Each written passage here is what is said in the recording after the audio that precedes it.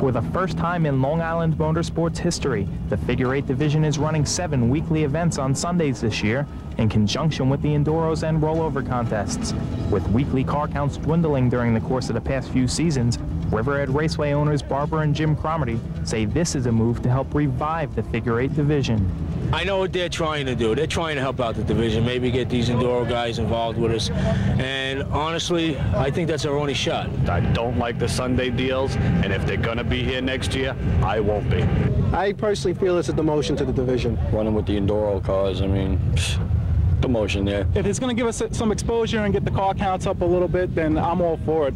But the verdict is still out as to whether the marriage will persuade Enduro drivers to leap into the figure eights. Those guys, they're just like us. They like the challenge, they like the craziness, so maybe we'll get a few out of there.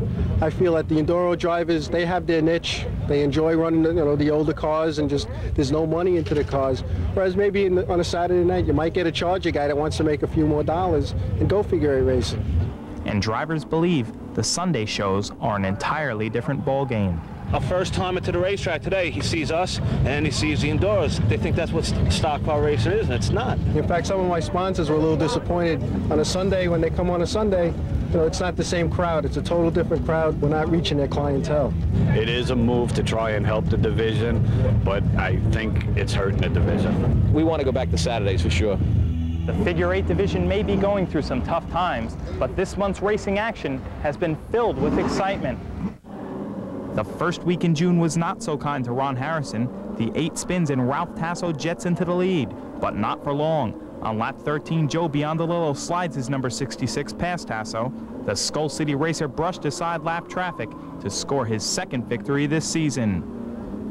Biondolillo was on the prowl again the following Sunday. Visions of a second straight win ended on the final lap when Mark Lento sent the 66 spinning. Instead, it was Lento who picked up his second win this year. The boys are banging a little. It was a little contact, nothing intentional. I'm sorry for Joey, but we were ready. A season-high 19 cars took the green last week in the Ernie Maynor Memorial 20. Roger Maynor was focused on winning this race. He danced around Johnny Zell for the lead on lap 12 and was all smiles in victory lane after winning the race dedicated to his father for the second straight year.